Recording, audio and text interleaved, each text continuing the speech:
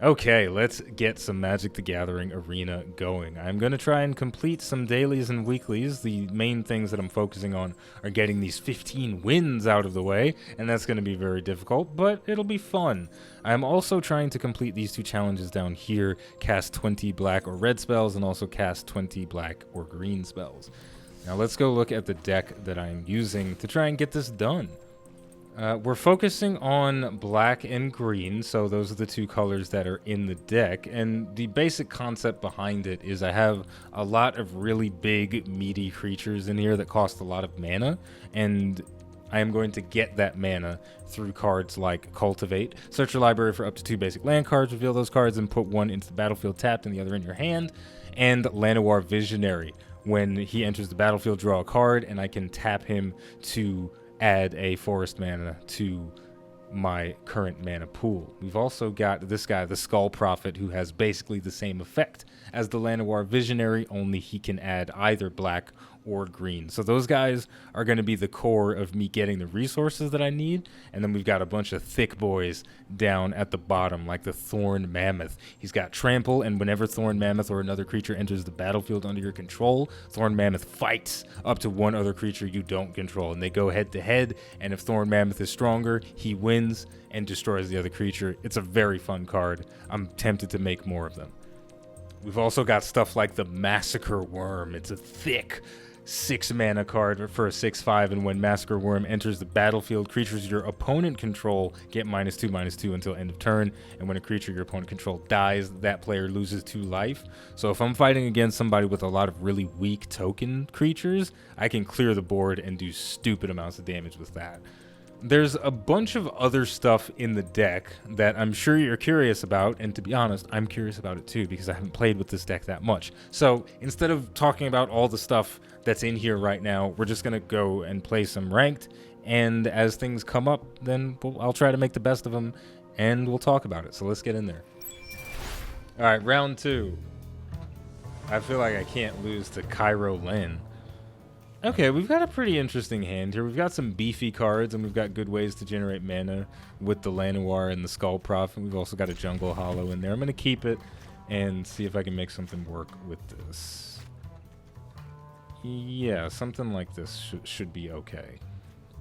The Llanowar Visionary is one of my favorite cards, so you guys are probably going to see that a lot whenever I'm playing with a green deck. Just the ability to draw a card and use the Llanowar as a mana source is incredibly powerful. But we're going to start off with the Skull Prophet. My opponent is playing with red, so he's going to have some burn in there. Red and white, that's interesting.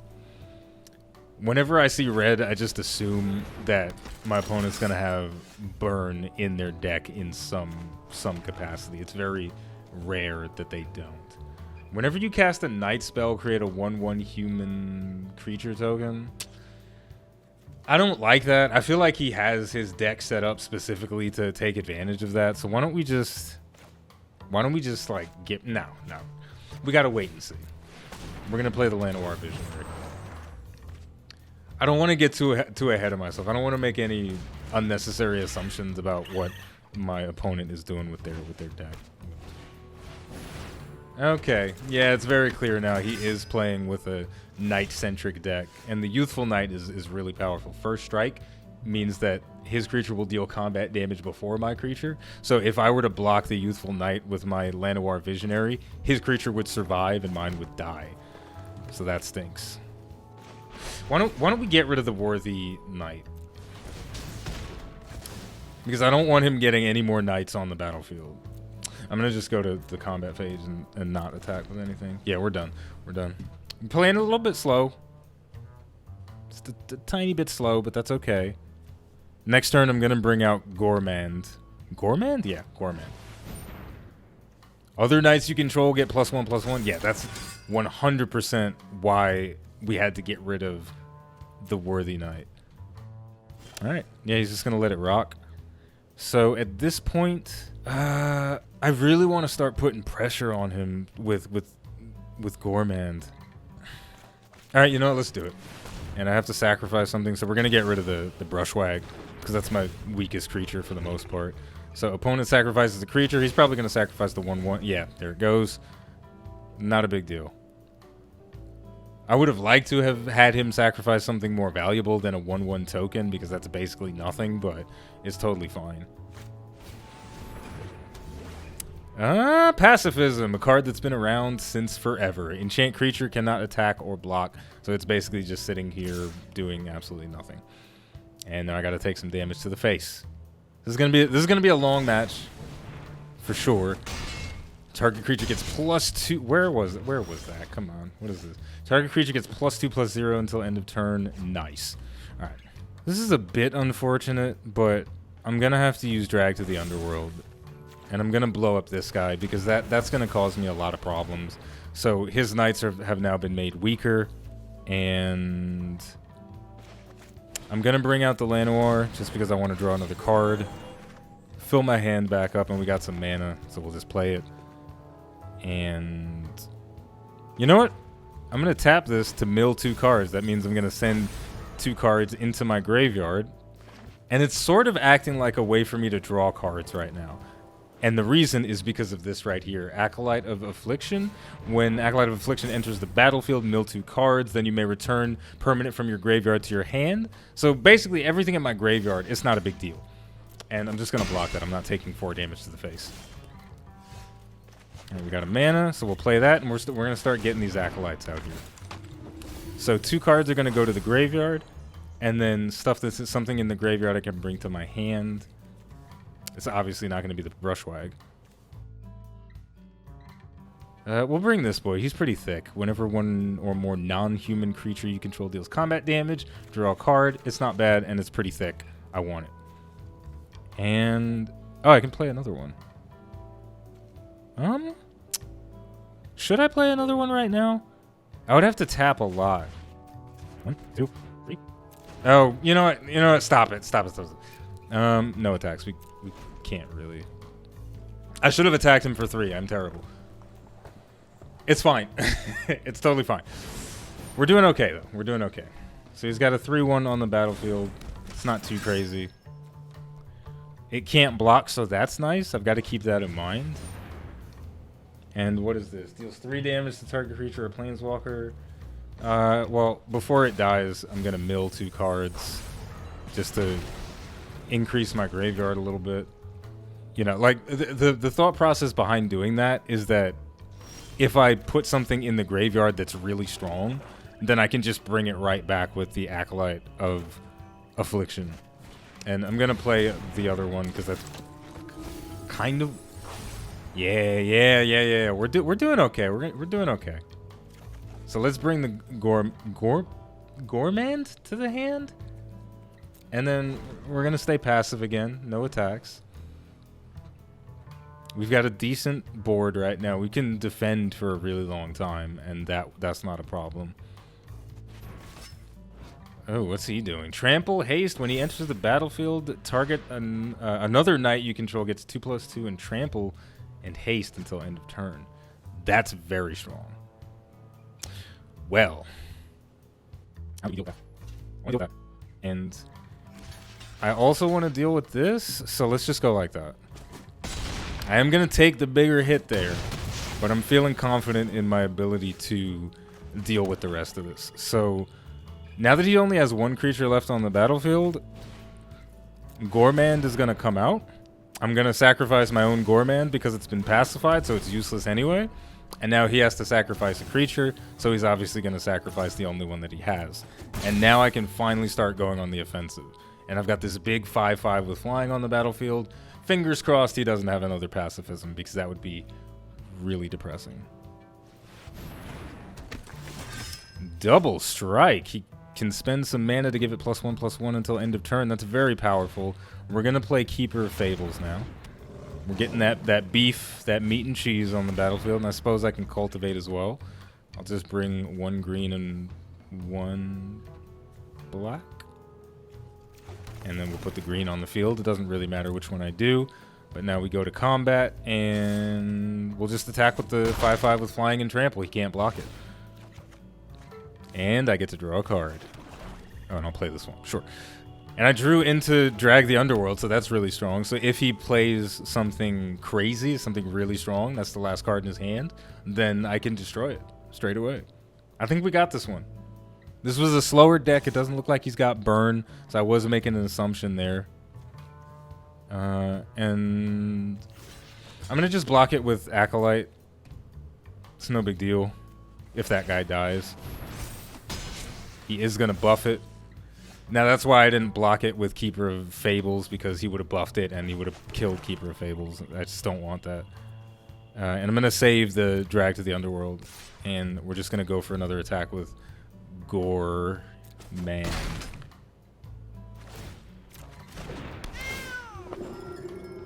Okay, I think he's conceding that the game is over at this point. So I am gonna destroy the thing that he just played. I was saving it I was waiting to see what he had as his last thing. So we'll go straight to combat. 2 attackers straight to the face. Leave him on -1. We got the win. That felt pretty freaking good, dude. That was a nice game. Especially considering that the deck that I have is just kind of slapped together. The concept is strong enough.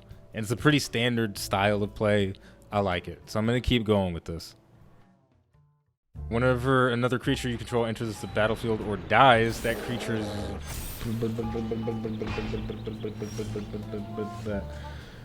Oh no! I'm totally going to lose this game. That seems like a lot. I know what you're thinking. You're like, Rob, why would you take 6 damage so early in the game? That seems out of control. It is.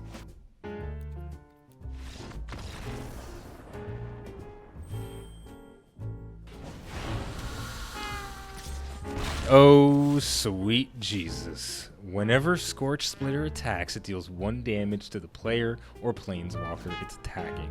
I am about to get rushed down, and it is not going to be pretty, but we'll figure something out. Anyone need a match? No. Goodbye. Say hi to my A goodbye, bro. What even is this? It's a 1/1 with haste. Look. Stop.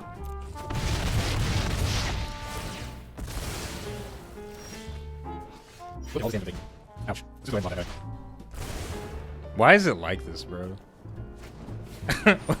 Why is it? Yo, so sad.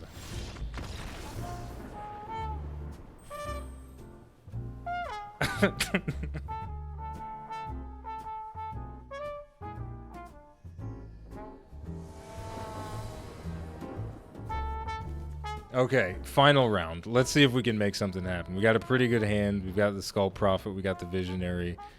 Murderous Rider is not horrible.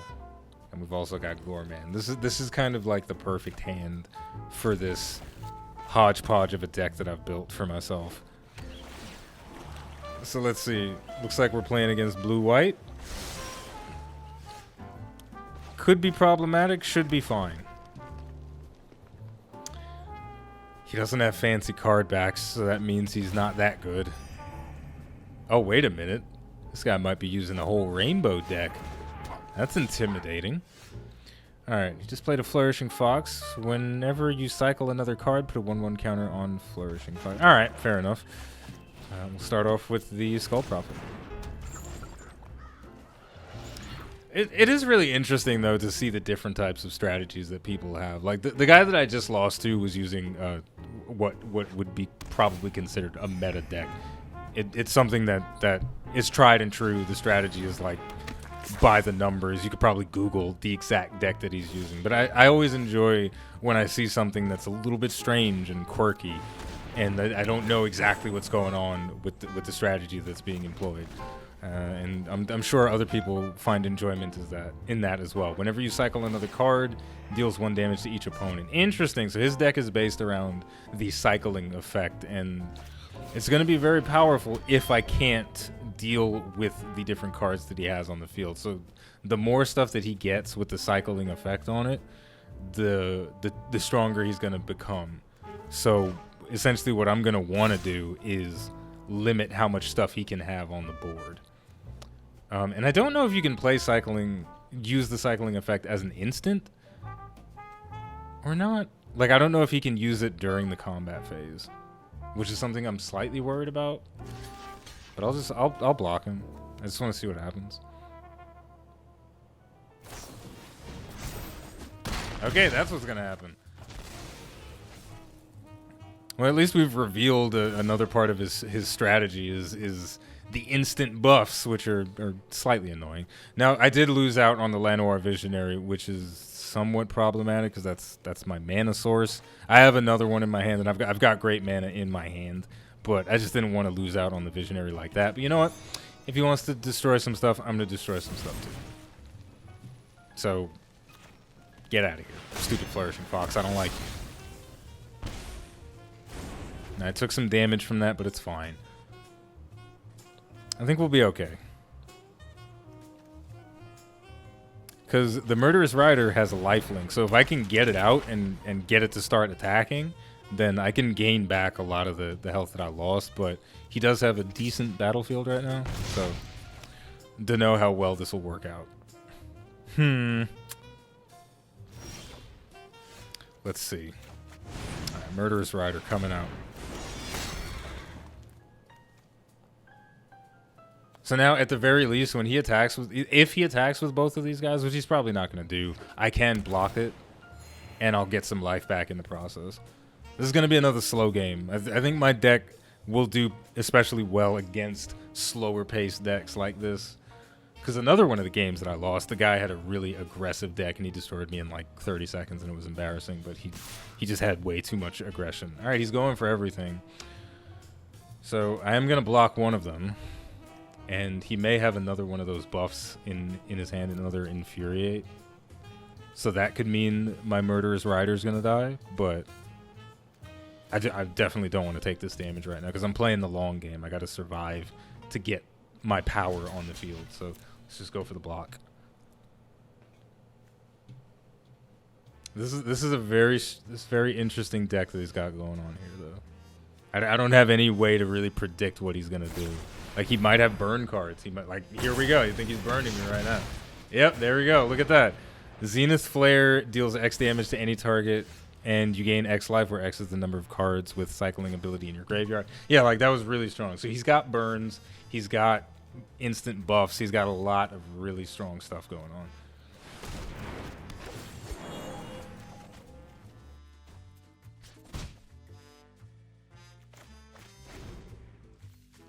Whoops! I threw it in the trash. I'm stupid.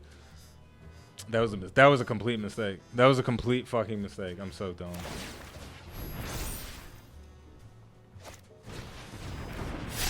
Yep, there it is. Okay, I think I get what his strategy is now. He's got equipment. He's got cycling. He's got instant spells that are burns or buffs. There's a lot to deal with. I'm gonna take that damage because I don't want to lose my Llanowar Visionary. But at this point, I've really I gotta start doing something. I'm gonna destroy this with Drag to the Underworld. The equipment is going to stay on the field. That's something that's really powerful about equipment versus enchantment, is that even if you destroy the creature that is equipped, the equipment stays on the field. Whereas if it's an enchantment, the enchantment gets destroyed with the creature. So that's very, very, very, very cool stuff that you can do with that. Okay. Whenever you cycle another card for the first time each turn, create a 1/1 white human soldier token. All right, not bad. Not bad. And of course, he's going to equip him again to make him very strong. This man is out here dual wielding. Is he carrying a guy on his back? The Valiant Rescuer. Yeah, he's carrying a guy on his back. He's probably walking in slow motion away from a dinosaur of some kind. All right. Well, this is intense. So we got these two cultivates. We got these Skull Prophets as well. The Skull Prophets feel kind of like fodder at this point. So you know what? We're gonna bring them out. We're gonna bring out some Skull Prophets, and we'll bring out the cultivate as well. And we'll bring out a green and a black as well. We'll play the black one and put the green in our hand. And we can also play it because I didn't play a mana this turn and I'm not paying attention. No attacks, though. So my board is stronger than his right now. And it seems like we each have like shitty free-to-play decks. So that's probably why this game feels so even, whereas the last two games, I got my ass kicked. But that's neither here nor there. Magic the Gathering has always been a pay-to-play experience, even when it was not in the digital form. If you had more money to buy cards, then you could get better decks. That's just how it is. All right, so we got this big, meaty 6-2 coming at us, and I'm going to block it with the Skull Prophet because I can't really survive that many more hits, and I never want to sit at that little bit of health. I never want to sit at like 3 health because it's way too easy to get burnt up by something like that.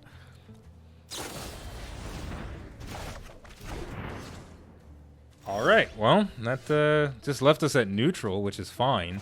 I'm still going to kill your creature. So we're going to play Gorman, then I'm going to get rid of the Almighty Bushwag. The Bushwag is really strong, but I don't want to get rid of these two guys, the Skull Prophet and the Llanowar Visionary, because they are mana sources.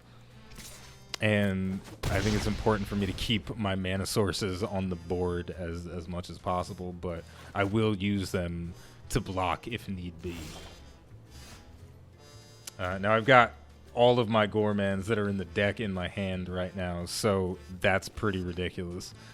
At this point, I've probably got free reign to do pretty much whatever I want to this guy.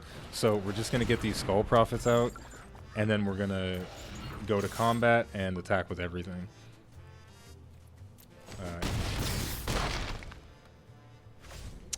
Now, unless he's got something crazy in his hand, then I'm going to take the win on this one.